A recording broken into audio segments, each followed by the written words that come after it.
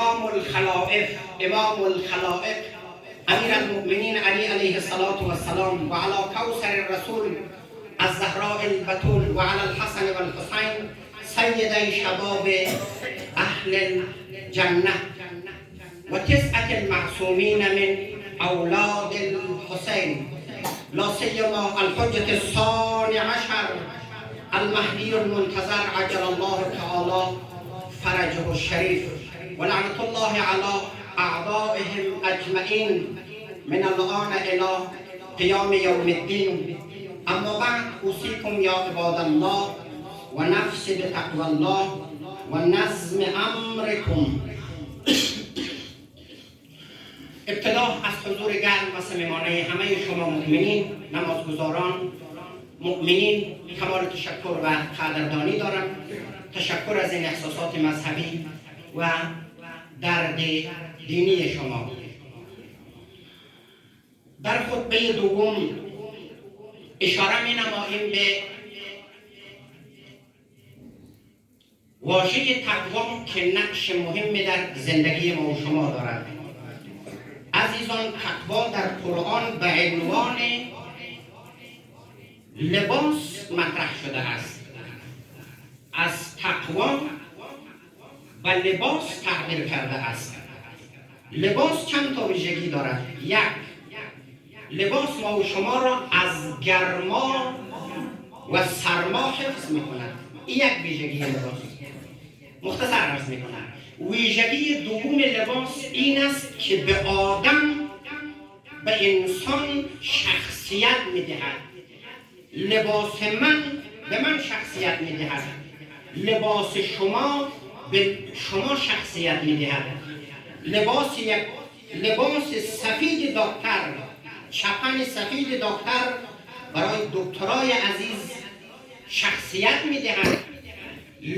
لباس جنرال شخصیت جنرال و لباس مارشال لباس مارشال رو نشان می دهد. پس بیایید در تعیین لباس جوانهای عزیز، بیایید در تعیین لباس سعی کنیم لباس زیبا بپوشیم. مخصوصا قشر خانم‌ها حجابشان را رعایت کنند. یک از شرایط روزداری حفظ حجاب است. امام صادق علیه السلام می‌فرماید اذا صمت فلیصم سمعک و بصرک و جلدک و شعرک. وقتی روزه میگیری از آب و نان خودت را محروم میسازی، نمیخوری، نوشیجان نمیکنی، تنها به یک اکتفا نکن. باید گوشتان روزدار باشه. نمیتونم تفصیل بدم. زبانتان روزدار باشد، چشمتان روزدار باشد، جلدتان، بدنتان،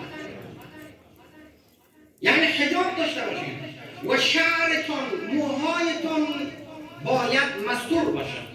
متاسفانه امروز آنچه بیداد میکند در جامعه ما و شما مسئله عدم حجاب است. چند روز پیش جلسه بود از طرف امارت اسلامی در حوزه دارالمعارف اهل بیت آیت الله واعظ‌زاده. اونجا همه علما بود. مخاطب میساخت که آی علما، مسئله حجاب این دستور طالبان هست یا دستور خداوند هست؟ همه با یک صدا میزنه دستور خداوند هست. دستور امر به معروف و نهی از منکر هست یا دستور خداوند هست؟ همه میگویند دستور خداوند هست. پس وقت دستور خداوند هست، چرا ما مسلمان ها نسبت به حجاب کوتاهی میکنیم؟ آی سروران عزیز، بیایید متوجه خانواده های من باشیم. حجاب این دستور خداوند هست، دستور رسول خداست و یک ارزش هست. بیایید نسبت در قبال خانواده ما احساس مسئولیت کنیم. لباس درست بپوشیم. این لباس هایی که ما برای خانوم، برای دختر ما پول میدیم. اگر برای حفظ اسلام و دستور اسلام چادر درست نمیپوشیم، لباس درست نمیپوشیم، اقلاً بیایید برای حفظ و عزت قومتان حجاب رو رعایت کنیم. دختران ما، زنان ما برای حفظ آبروی خودشان و خانه و پدر و مادرشان بیاید حجاب را درست کنند. واقعا باعث شرمندگی و خجالت است. تقوا را خدای سبحان به عنوان لباس مطرح می کند. عرض کردم یک از خاطرات لباس این است که به آدم شخصیت می دهد. علاوه بر اینکه آدم را از گرما و سرما حفظ می کند، به انسان شخصیت می دهد. بیایید لباسی بپوشیم که مطابق شخصیت ما شیعه و پیروان اهل بیت هستیم. امام صادق فرمود کونوا لنا زینا ولا تکونوا علینا شینا. ای پیروان ما، سعی کنید باعث زینت ما باشید، نه باعث سرفکندگی ما.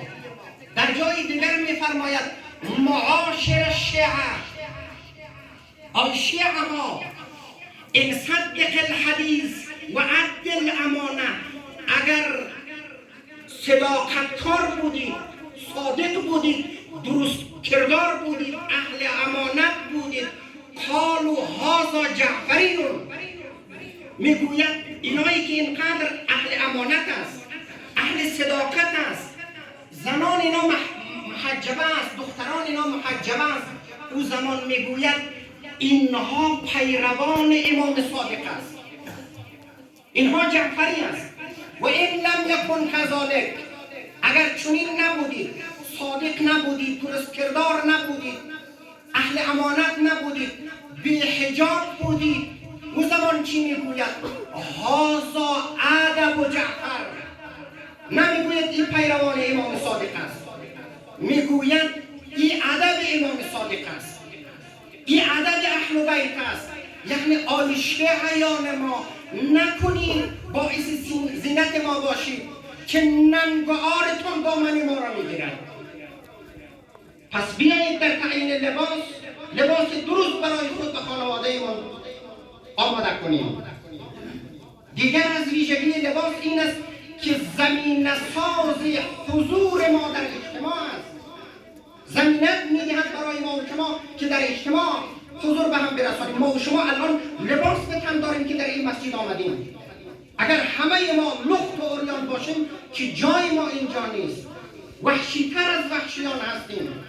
فکر کنید اگر در حمام باشیم، لباس ما و شما را از ما گرفته باشد، ما نمیتوانیم خود را در بیرون عرضه بدهیم مگر اینکه کسی برای ما و شما لباس بیاورد.